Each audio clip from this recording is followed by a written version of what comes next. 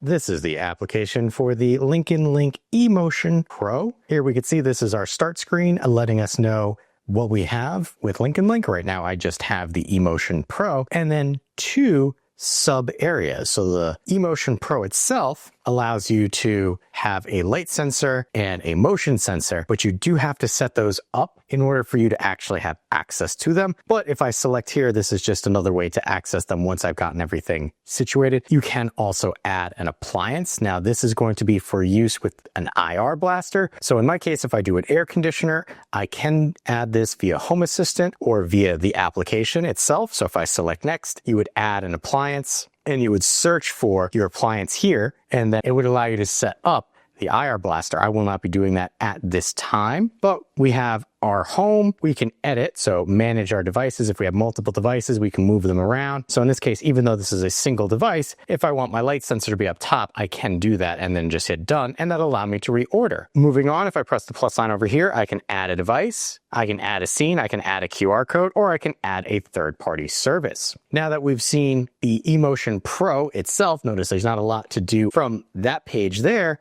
We want to go into our presence sensor. That's one of the reasons you're going to be getting this. And here you could see a color-coded map, which you can set up. I set up the color coding myself. Notice that there is no motion detected right now. And it even gives you a chart as to a history of what's happened. So if I look today, we'll give this a second to open up. It'll let you know things entering and exiting, and you can see a very symmetrical pattern, and that's based on me testing. But if you actually have a person here, it will show up in each of the zones. Now, I will insert something so you can see what that looks like, but it gives you an idea of what you can actually do with this. It's not just a motion sensor, it's a presence sensor, allowing you to have multiple areas that can do unique things. Now, if we come down, some of this is in beta, so do note this could change or be updated in the future, or might not be totally functional at the time you test it. So right now I have current status, I have distance, so that if you had somebody walking through, would show you person detected and the distance from it. Here we have individual zones. This is how you could set up your color. Notice it says nobody is detected. If somebody was there, it would say presence detected and it would show up on your map. So you have the option to rename your zone, change the distance, change the color of that bit in the chart there, and then not detected for you.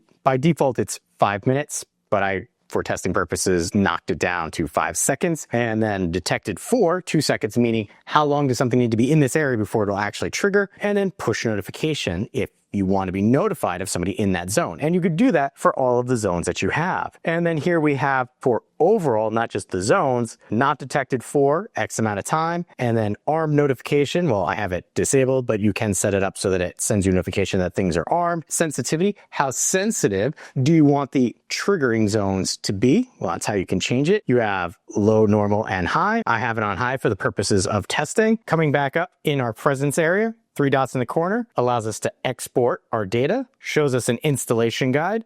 We can see our history, and we can access our settings. These are going to be our settings for the presence portion. You could change the device name, change the location, device info, lots of sensitive information, but won't be showing you that, but that's where you can access it. Firmware update, name of sub function, which is what this is technically considered a sub-function of the EmotionPro. Notifications. So if you wanted to set up your notifications for this, act by NFC tag. If you want to have NFC be a trigger, you could do that, and then add a shortcut to the home screen. And that was everything we could do in the presence area. Now let's check out the light area, the brightness area. So from here, it's letting you know, hey, right now it's kind of dim, but we also have a chart of data from this. So there's a bit where it had nothing because I turned something off while testing, but it just kind of lets you know the brightness history. You could set your brightness level. So what is considered bright, what is considered normal, and then what is considered dim. All of these except the last are adjustable. If we come to the upper right-hand corner, from here, we could select our 3 dots and we can export our data, or we can select our settings, which will allow us to change the device name for the brightness, change its location, device information, firmware update, notification settings, and then add a shortcut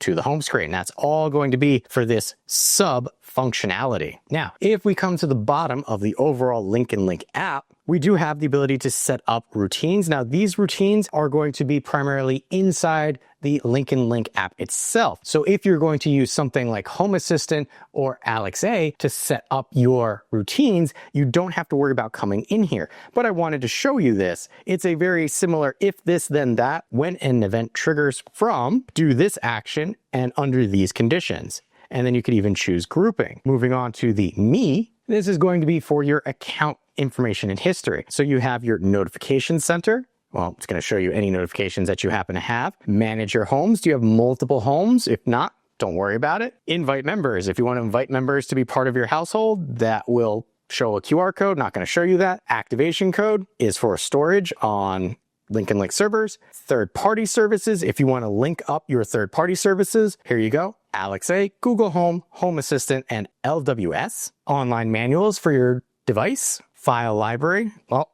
again, this is for the LinknLink services. I don't have anything there. Manage storage. Here you can see you get 100 megs off the bat, and that's for free. You can pay for things if you wanted. You can subscribe to their newsletter. You can rate their app. You can contact LinknLink for customer support, and then you have your overall settings. So here, this is important. You have your time zone. You have your language. You have your visual type. So I have night mode because I like everything dark. You have smart groups. If you have any groups, you could set it up here. Temperature units, you can change between imperial and US. Likewise with your distance, you have a choice of centimeters, meters, inches, feet, and nothing. And then whether you want a widget or not. You also have show weather on the homepage. I turned this off because when I was setting this up originally, LinknLink requested your country, your state, and then your location. It's not based on the location from the phone's GPS. It's based on predefined areas, and the area that was closest to me is not close enough to actually be useful for the weather. So I turned that off. But